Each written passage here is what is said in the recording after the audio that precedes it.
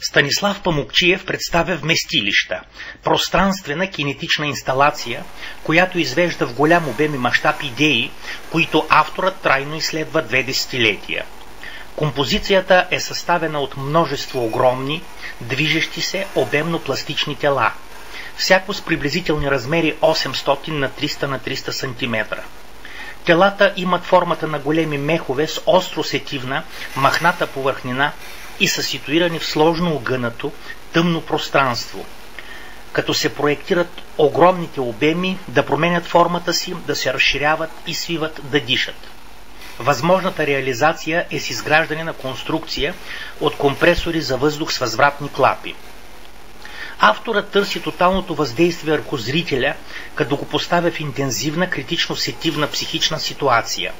Агресията на движещите се обеми, повърхнини и материи, нагънат под и таван, приглушена светлина и звуков фон, въвличат зрителя участник в действие събитие с усещането за могъщо присъствие на мистична, закрита метафизична сила.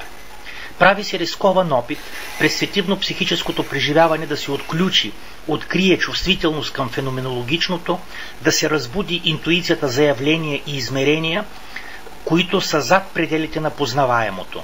Търси се психологическо и духовно сгъстяване, компресия, раздвижване на подсъзнателни импулси, които тласкат към непознатото, скритото и тайното, към силите, които базисно определят и моделират живеенето в мрака на пещерното, вътреутробното, дишащото пространство.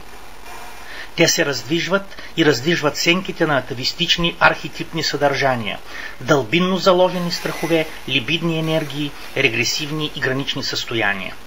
Заявената авторова стратегия се съпротивлява на повърхностното дискурсивно познаване на света, както и на лесно достъпната и консумативна нагласа за култура. Иска да утвърди разбирането за изкуството като активен процес на себепознаване.